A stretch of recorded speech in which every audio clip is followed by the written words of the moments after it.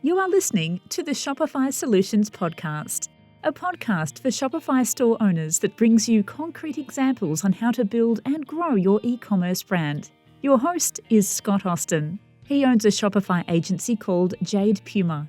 In this podcast, Scott will share his e-commerce insights and best practices with you.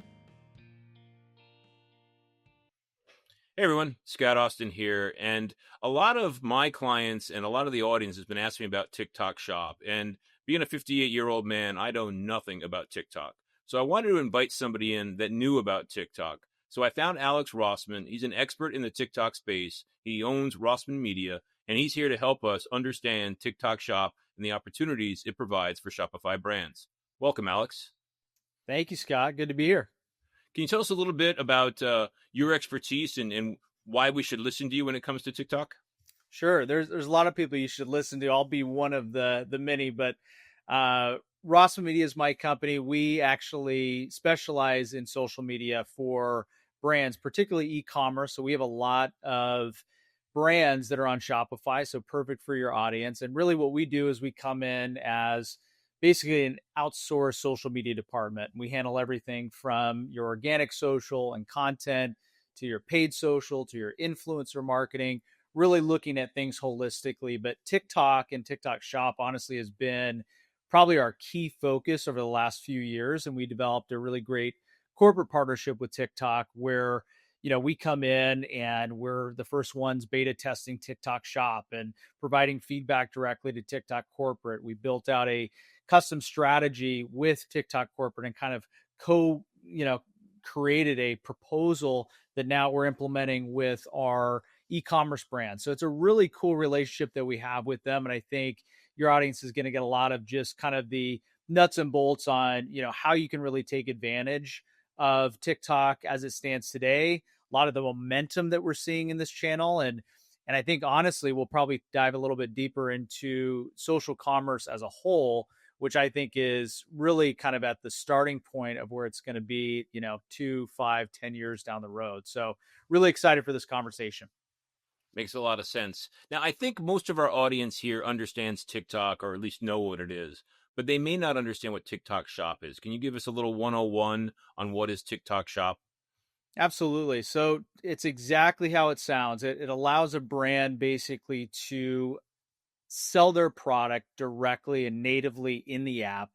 And that buying experience, basically TikTok's trying to model an Amazon buying approach, right? Where you see something, it's high intent, you buy it, easy checkout, don't have to go to, another landing page to make the purchase. It's all native. So it allows brands of any size, from when we work with brands, Fortune 500s, all the way down to super small e-commerce shops that are just getting started, where now they can take their product and now have a reliable new revenue stream.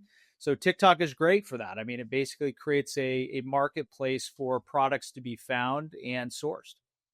Now, in the TikTok Shop, it's in the TikTok ecosystem. They're not leaving, as you mentioned.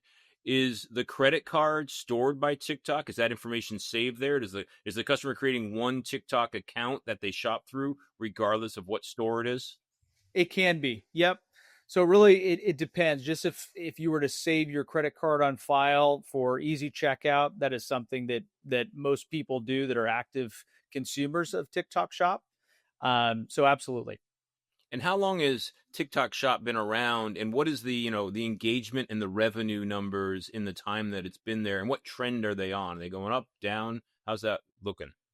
Yeah, that's a great question. So been around for about 2.5 years. It went through kind of a beta test period that I think anybody that is on the brand side has had some challenges kind of navigating TikTok Shop. It had a lot of issues early on, and it almost candidly deterred a lot of brands from wanting to jump onto the platform.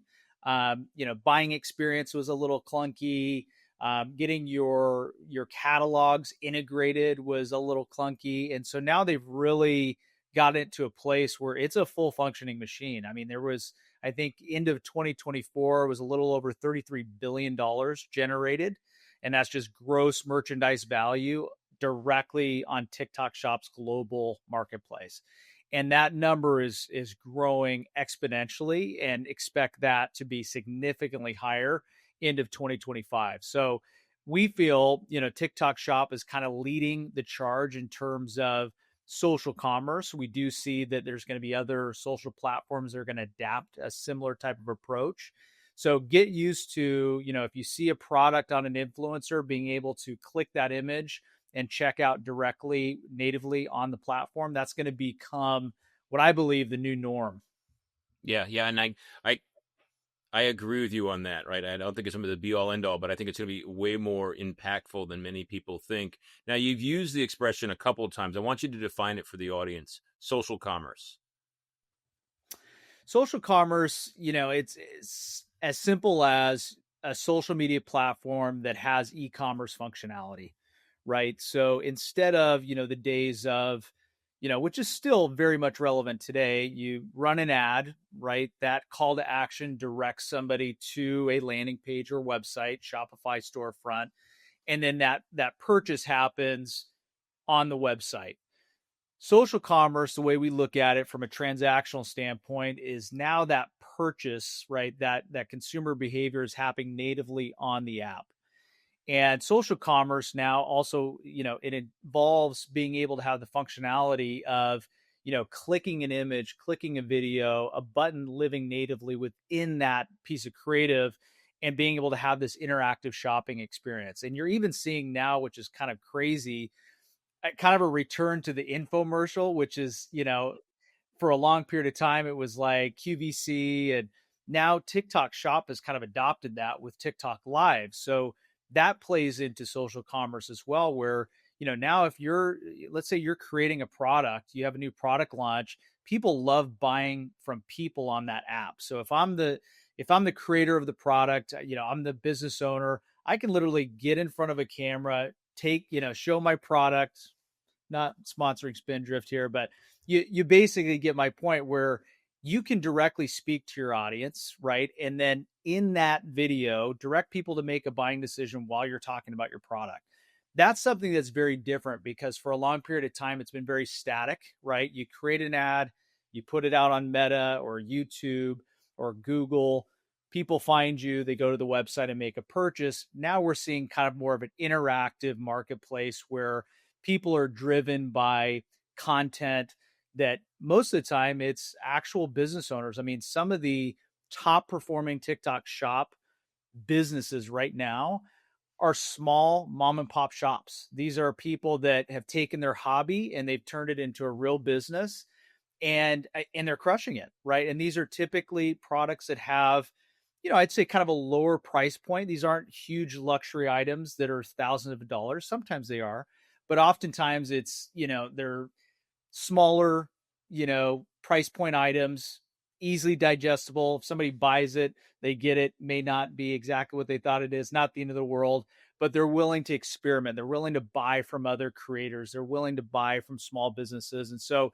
we've really seen a resurgence in small business on these pages, versus it used to be these big brands that are almost having a monopoly over the media space.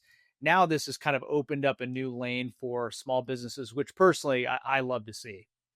Yeah, and I think there's an authenticity with small businesses, and everybody's getting savvier and savvier. The more we get inundated with all the content we're inundated with, the more savvy we get and can tell what's AI, what's BS, and what's authentic, right? True. Yep. Now, when you look at TikTok and TikTok Shop, if you were to take a crystal ball, where do you think the trends are going for them? And before you answer that, I just want to say I spent my first 30 minutes last night on TikTok getting ready for this conversation. I love it. And I was amazed at how few dance videos I saw, and how much it was all commercialized and ads and affiliates and all this kind of stuff. And I could make a couple of assumptions about where I think things are going, which may or may not be wrong. So I want to get your feeling about how you think it's going to progress. Yeah, I love that question. Even in the first 30 minutes of you on TikTok, I think you have a good understanding of what's going on right now. So good for you for doing that. I think the reality is 2020 was kind of the days of the dancing TikToker, where it was viral trends every 2 days. It was like something new popped up, and everybody's shooting their content in their living room, or in their bedroom. Those days are over. And I think what we're seeing is it's because the age demographic is starting to get a bit older. Just as any platform did, Instagram did the same thing. Facebook did the same thing, started in a college dorm room. Now it's, it's your grandparents that are on Facebook, right? Or Meta. Uh, it's starting to evolve. And when that happens, that is where TikTok, from a corporate level, they their eyes light up and it becomes money signs, right? Because they know that the kids that were originally on TikTok in 2020, now it's their parents on TikTok, and maybe they're just moderating what their kids are doing, or maybe they're actually engaging with other products. Sometimes you find a bit of both. They're on TikTok because they're kids, and now they're spending time on the platform engaging. And so what that's led to, and you ask where I see things going, affiliates is becoming huge. So now, these creators who got big in 2020 have built millions of followers and have great engagement. They're not dumb, right? They're recognizing I have a business in it in myself, which is if I can go and market different products as an affiliate, I basically become a digital marketer. I can find a product that I like on TikTok's affiliate network, and I can go out and promote it and get a kickback on everything that I sell. So we're seeing a lot more of that, which is, how do we kind of turn my hobby, turn my influence into something that is revenue generating? I'm not saying that's all what it is. I think TikTok still is compared to other social channels, very authentic. You got people on that channel that are just pulling up their phone and they're shooting content raw. It's not overproduced. Sometimes they're talking for minutes, if not even hours on the platform, just directly to their audience. It's kind of become, a lot of, younger kids kind of safe space in many ways. And that's how they're finding new products. But we're definitely seeing, a shift in terms of age demographic, which is now starting to change kind of the behavior of the app. And I think brands, TikTok itself is taking note of that and making the appropriate changes.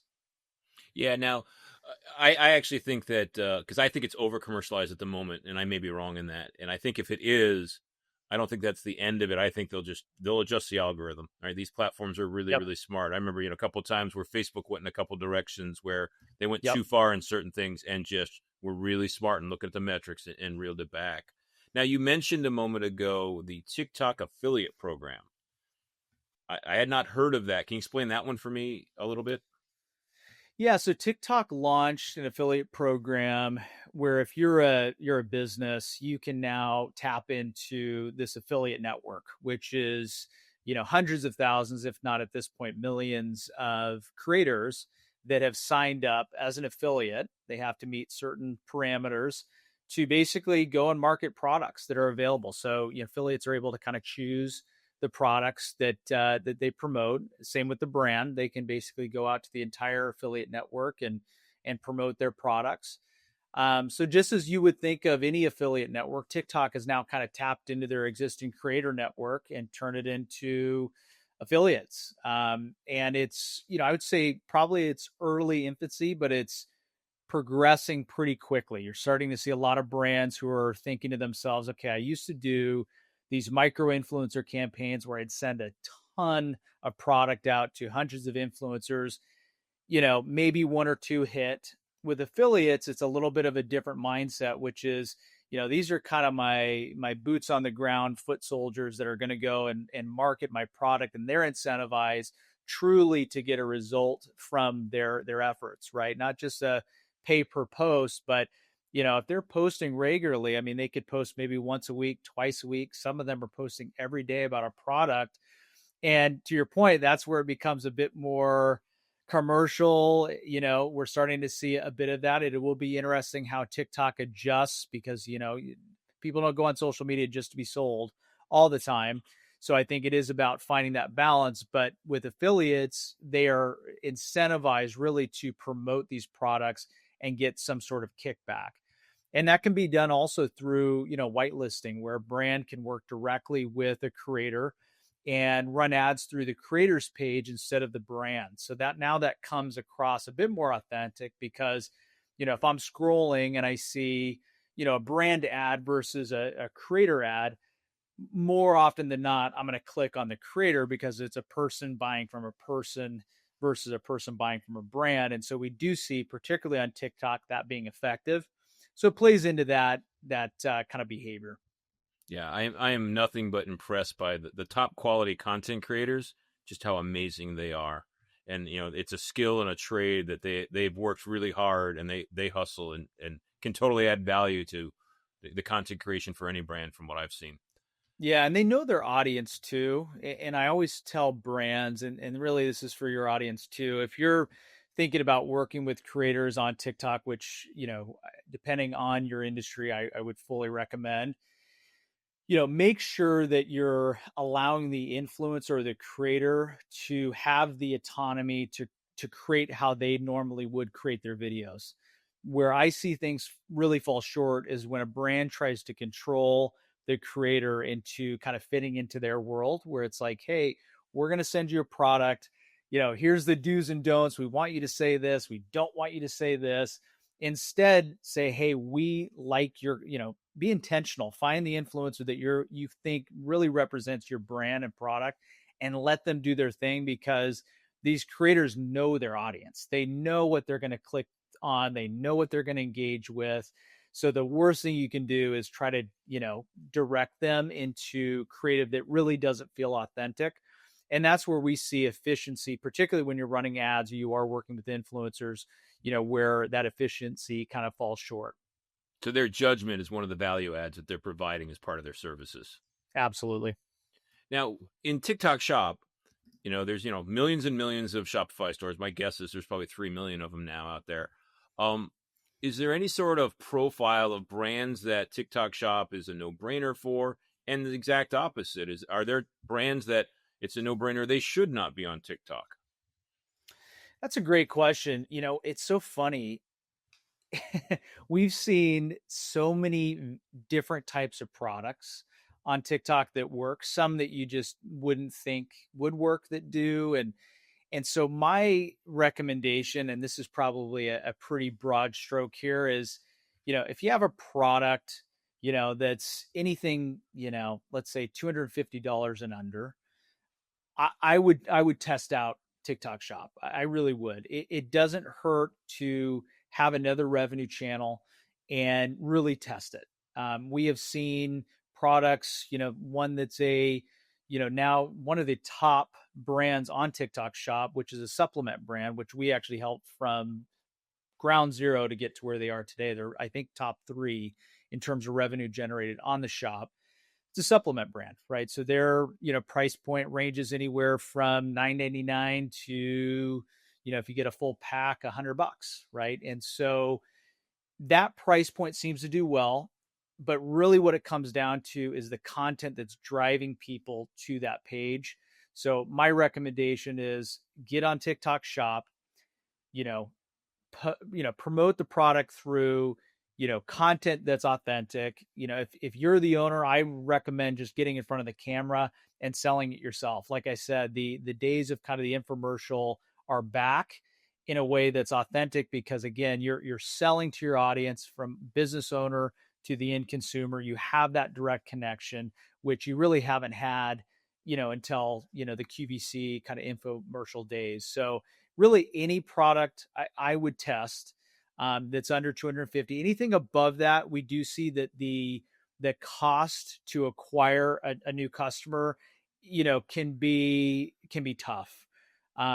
Typically you're still seeing folks on the channel that, are looking for reasonably priced items, cheaper items, ones that might have some virality, right? There was a lip balm that went crazy right when TikTok Shop launched, and, they sold out of their product overnight because, one of the pieces of content that the business owner did went viral, right? So it never hurts. Another great example is, we had a client that created basically it's like a makeup bag. So it expands. Let's say you're traveling, it expands and opens up like a tray. I'll throw it out. It's Splay Tray is the name of the company.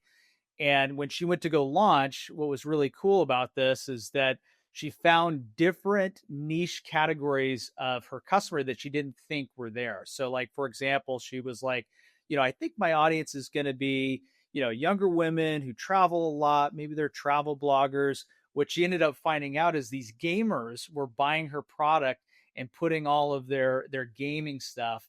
I'm not a gamer if you can't tell. Like in her product, and they were the ones that were using and buying the product. So it's always good to test, see what works, see what doesn't. But I totally recommend, if you're a small business on Shopify, get on TikTok Shop, check it out. It never hurts. And more often than not, what we're seeing is it's a really happy surprise that, you end up doing very well on the channel because something takes off. Also start with your top performing or your best sellers in terms of your product and SKUs. So, I always recommend to kind of start with not your whole catalog, but, maybe some select products that, would be suitable for TikTok. So if you do have, let's say, a, $250 product, and then you have a $10 product, start with the $10 product and go from there. So I'm going to have to jump on my soapbox for a second, because you said something that I totally agree with, and I just want to scream at my audience about this, right? Because I have this problem with all my clients, and that is, most of the clients that I work with, I would say half of them, I always tell them, I want an about page, and I want pictures of every single person on your team, and I want you to film a video where you talk to your audience, right? That's just to start, and we're going to go from there, right? And half of them are like, oh, I don't like my photo taken. I don't want my video up there. And I tell them flat out, like, then you're not going to be as successful, right? And I love the way you said it, where it's like, just make a video. Just shut up. Stop complaining. Stop whining. Just shoot the damn thing. You should be embarrassed by it. That's okay. Everybody's first video on TikTok is dumb. Just do it and just start getting comfortable with it. Because what you have that no influencer is going to have is the authenticity of the passion behind your brand. And influencers are great, absolutely love them, but they're not going to get the same level of audience, and they're not going to help you build your brand for as long as you're going to help you build your brand. 100%. I love music to my ears too, because I share that with our clients as well, specifically the ones that are the face of the brand, or really created and was the inventor of the product. So I love that you said that. Everyone overthinks things. I would say Gen Z is, a great example. They come in, they can take out their phone, they just shoot everything in just raw format, and they get it out there. They don't rewatch it. They post it. And it's, for like my generation, a little bit more challenging to do that, because, you want to kind of scrutinize everything. Do I sound right? Do I look right? Am I saying the right things? But the reality is, on TikTok, what they've kind of done to culture and kind of consumer behavior is, like you said, the authenticity of a business owner talking about their product. And sometimes, like I said, even, it started with short form content. Now you have creators and business owners who are talking on camera for sometimes an hour, 2 hours to their audience in these TikTok lives, and they're building genuine connections. So I couldn't agree more with you. I think that everyone should get, and I'm not always great at this because I get sucked into work stuff, and it's sometimes hard to find the time. But I would just say, anytime you have something that comes up, get in front of a camera, try to get it out there on TikTok in real time. And sometimes what's even good is batch create content. So like maybe once a month, you block off a couple hours, come up with different concepts that you can shoot, and try to get it all cranked out. And like, sometimes that does work, is just kind of batch creating content, getting into a rhythm and cadence of posting more regular on the channel. That's something we see a ton of, is, the business owners that are posting more regularly. It's sometimes easier said than done, but, one time a day on the channel versus one that's maybe posting, one every couple weeks or one every month. Huge difference in terms of engagement and just overall purchase orders, everything. So I just something to think about, but I want to give you credit to what you just said, because it's something that I harp on too with my clients is, get in front of that camera. It may not feel great, but just do it. and be yourself as much as you can as well. I know in front of a camera, you sometimes shift, but try to let your guard down and just be you. Yeah, and I would add to that because you kind of alluded to it, right, of the quality bar and how the different generations can just do it kind of thing. The way I explain it to people is the more signals your content sends to the consumer, the more forgiving you can be of imperfections, right? So think about it in three buckets. You've got words, photos, and video, right? Words have the least amount of signals. It's just the text. So the text has to be more perfect. If you're doing spelling errors or grammatical errors and capitalization, people are less forgiving of them because they have no other signal to judge you by. In a photo, you've got the visual signal, but it's just one still image, so it's a little more forgiving. It doesn't have to be as perfect as your words. And then video, you've got all sorts of signals, right? You've got the motion, the video, the audio, and all that stuff. And a lot of people are now putting subtitles across the bottom. So you've got 3 or 4 different inputs coming into the consumer at the same time, which means anything can be wrong. So if you're missaying a word, but the subtitle has it, said properly or spelled properly, it's all good. Video is super forgiving because it's giving so much information to the consumer. Perfectly said. Want to build a loyal community around your brand? Events and classes are the perfect way to connect with your customers, but only if your calendar looks as professional as your store. But embedding a Google Calendar just won't cut it, as the calendar looks clunky and doesn't reflect your brand. That's why we created Branded Calendar, the Shopify app that lets you embed Google Outlook or Apple Calendars in your store while seamlessly matching your store's branding. Originally crafted for our private clients, Branded Calendar was so successful, we turned it into an app for every Shopify store. With Branded Calendar, you're in control of how your calendar looks and where it appears on product pages, contact pages, blog articles, or even your homepage. Keep your customers informed with schedules for retail hours, classes, or events. You can even share multiple calendars to meet different needs. And the best part? Branded Calendar includes a robust, always free plan so you can start building community. Risk-free. Engage your community and stay on brand with Branded Calendar. All right, now we're going to move on to, you've sold everybody. They want this TikTok shop thing. They've got a Shopify store. How do they connect the two? Yeah, that's the that's the part that you're going to want to probably bring in, unless you're building out the Shopify store yourself and you're the technical person behind the brand as well, which a lot of people are.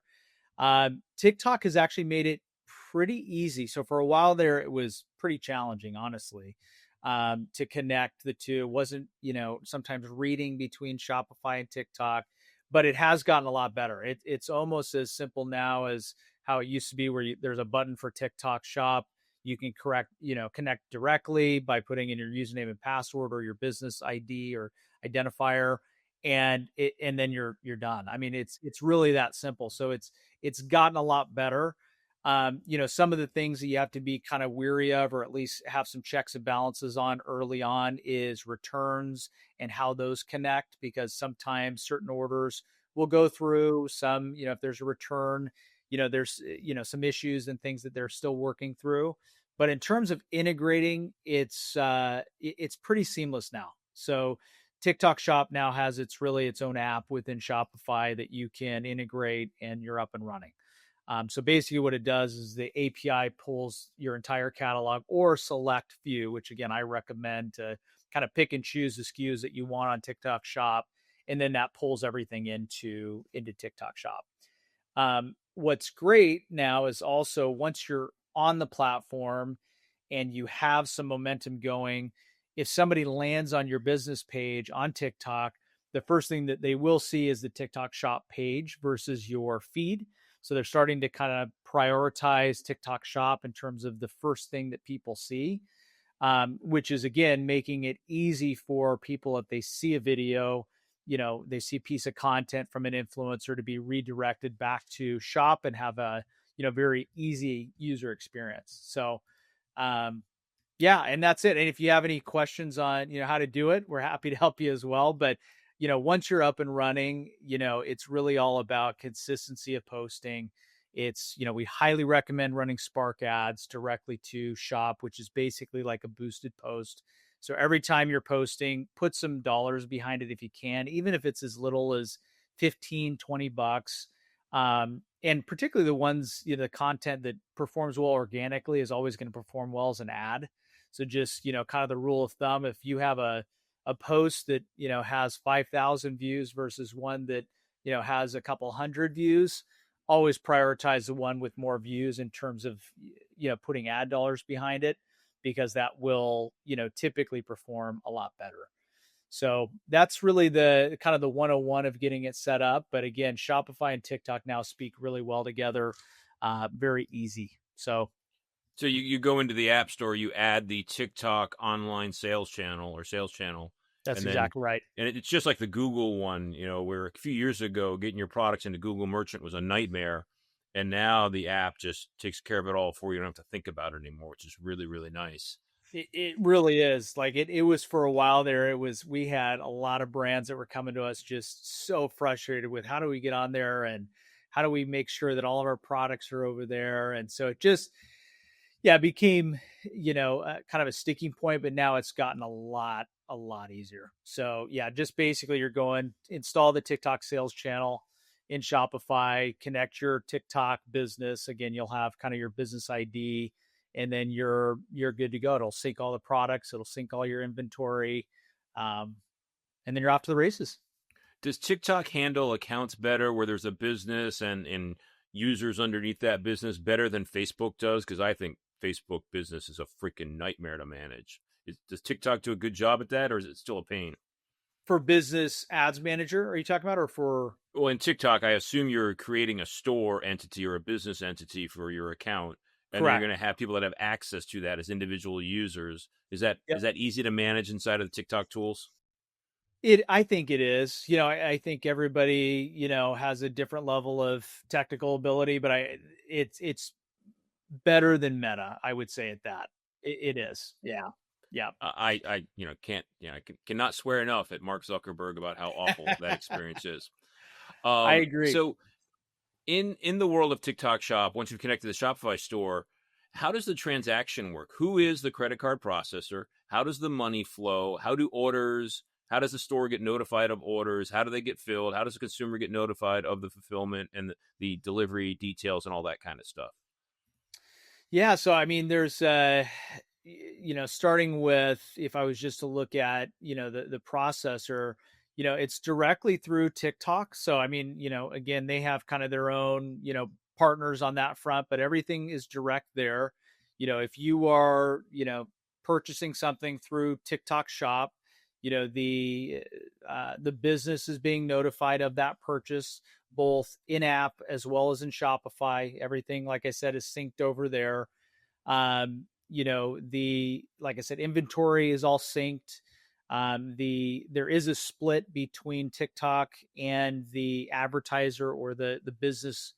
And, they keep changing it. I honestly have to go and see if it seems like changing by the day, but there is a split there. So there is a kind of transaction fee that TikTok takes.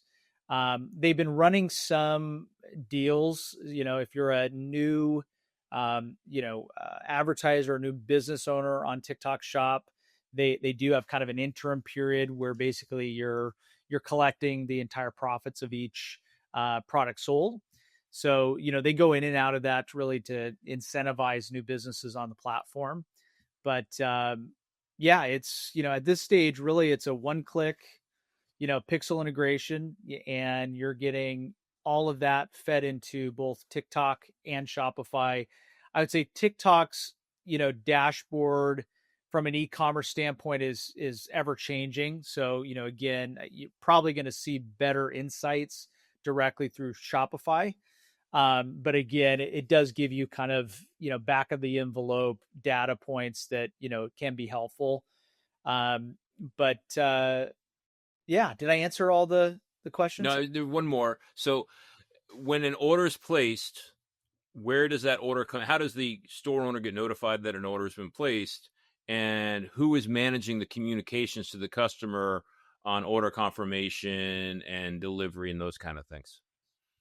Yeah, great question. So the notification, just as any purchase would go through Shopify. So you would, or whoever your 3PL is, or, all of that is run directly.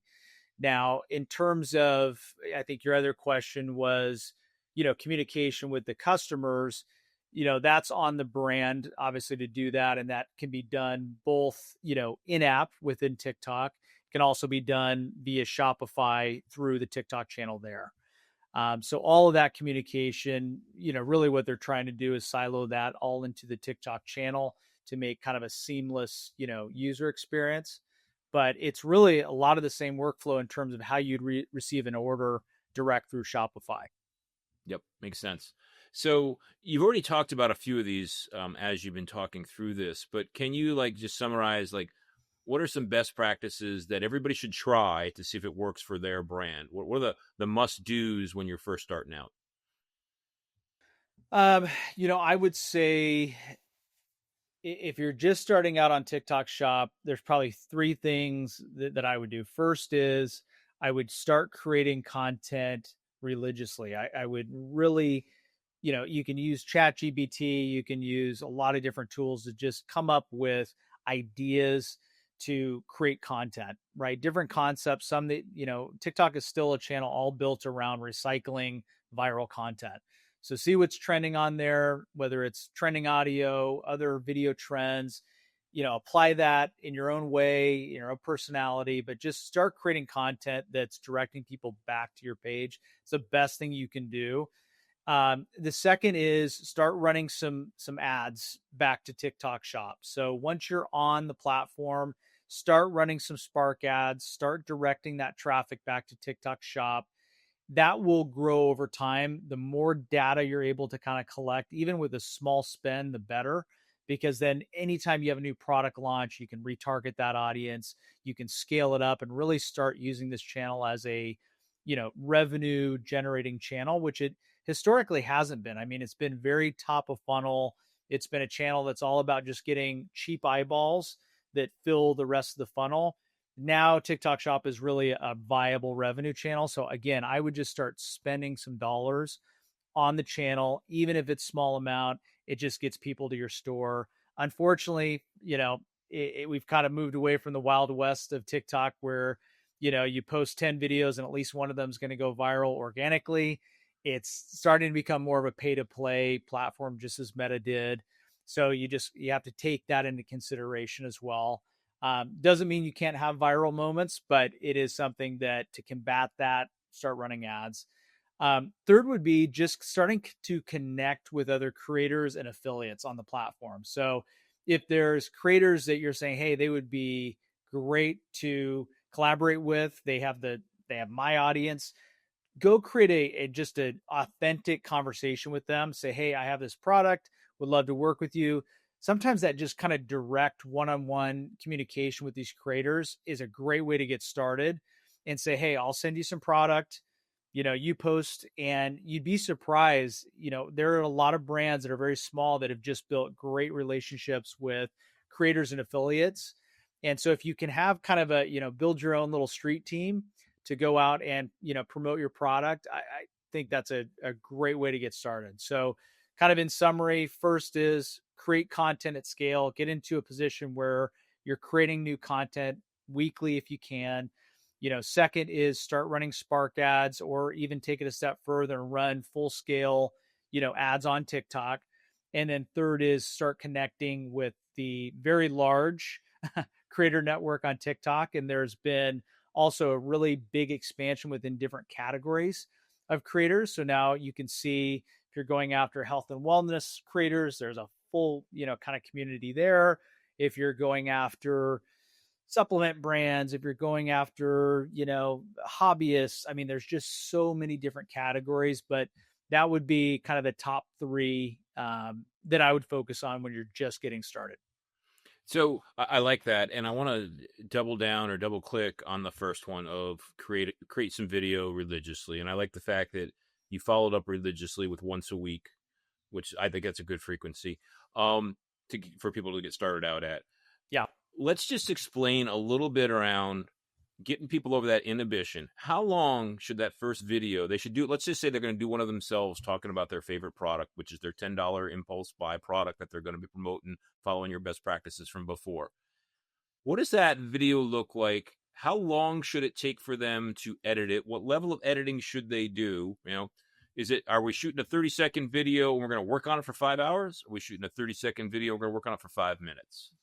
Yeah, that's a great question. So just getting started, best thing you can do in terms of getting new eyeballs onto your page is go find, literally you can go on the For You page, you can look up the trends directly within TikTok, find out where there's a lot of traction on TikTok and piggyback off of that. So literally go find 10 different trending concepts that are going on right now, trending audio, other influencers that are creating a trend, whatever it is that is applicable to you. I mean, what a lot of brands do is they take something and then they spin it in their own way, right? So it doesn't have to be like you're exactly copying, but you're taking something that already has traction and you're piggybacking off of that. So my recommendation is just go find that viral content and start there. Then you can start adding a bit more of your own personality, a bit more of your own touch once you have a captive audience. Because without it, you're kind of just, sometimes talking to no one. TikTok kind of about relevance. And if you can take advantage of what's already there, TikTok's algorithm favors it. So great way to get started is just take an existing trend, spin it in your own way, and start there. And that's honestly an easier way to do it, less having to focus on editing, coming up with new ideas, things like that. You can really kind of piggyback off of what's already there. And then from there, you can expand, come up with different content pillars, different themes. A lot of brands, what we'll see is kind of they do a series, where it drives people back to the page because they know, that brand is going to drop something new, maybe every week, every couple of weeks. So creating some consistency along the way is important. But I think that's a great way to get started. Low lift, not a ton of time editing. And you can really focus on, what's going to drive the most impact, which is, you want eyeballs to your page, and that's the best way to do it. Yeah, my 5 second summary of what you just said is this is a platform of copycats, and it's okay to copycat. So go ahead and copy to get started because, you don't know what to do yet. Just go copy somebody and figure it out from there. It is. Yeah. And the only part that is not copycatting is your product, which is the best part of this whole thing, right? So you're taking something that you are copycatting for sure, but then people land on it. And the unique part is what you're selling or who you are. And so that's the differentiator that's going to get people locked into what you do versus just the rest of the influencers and creator network doing the same thing. Yep. Now, you gave us 3 great best practices. How about a few don't do these worst practices? What should you not be doing when you first get started on TikTok? TikTok doesn't have a lot of rigid rules. That's the one thing I've learned is that the things that you think are going to work don't work. And the things that don't work are the things that you thought would work. So it's just you've got to just test. I would say that the things you don't want to do is overproduce your content. I see that mistake sometimes where brands get really hyper focused on perfection. So your typical maybe 2016 video that was really polished, it looked great on your Instagram feed, is not going to be the same thing that's going to resonate on TikTok. So I try to stay away from overly produced commercial type content because it just doesn't do well. And we spent a lot of time split testing that. And it's, you'll put a 30-second super polished video concept against one that candidly, the production quality is shit. It's, there's not a lot of, great post-production edit there. It's relevant to what we were talking about. We're using a trending audio in the background. So strive not really for perfection, focus on consistency, volume, that kind of stuff first, because, again, it's not going to resonate with that audience. That makes a lot of sense. I like that. I love all the feedback you've given here so far. I really appreciate it. Is there anything that you want the Shopify store owner audience that we're talking to know that we haven't covered?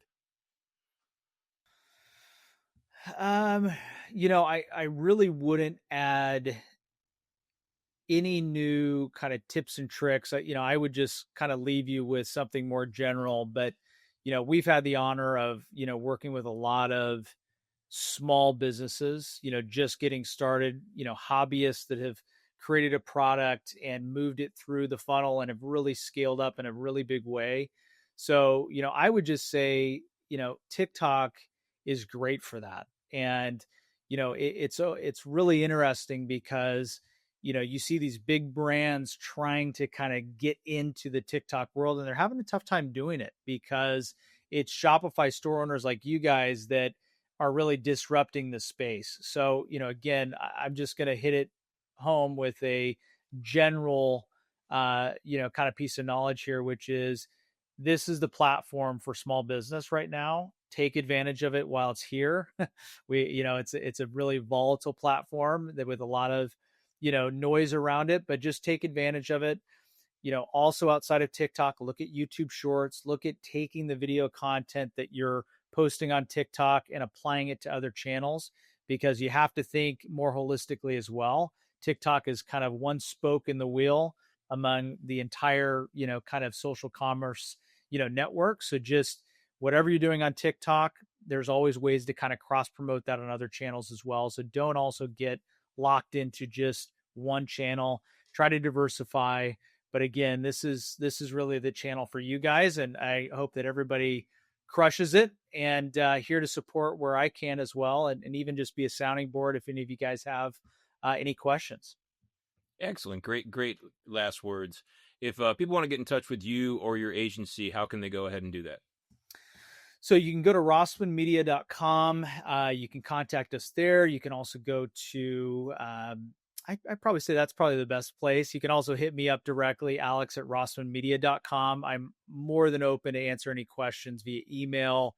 I love talking with other entrepreneurs that, are building something great. So again, always happy to be a sounding board, but rossmanmedia.com or my email, alex@rossmanmedia.com if you want to have a conversation. Alex, thanks for your time and wisdom today. You've been listening to the Shopify Solutions podcast with Scott Austin. This podcast is brought to you by Jade Puma, a Shopify-focused agency located in San Diego, California. If you like what you heard, please leave a review and subscribe on iTunes or wherever you get your podcasts. If you'd like to work with Scott on your brand, email him at scott@jadepuma.com.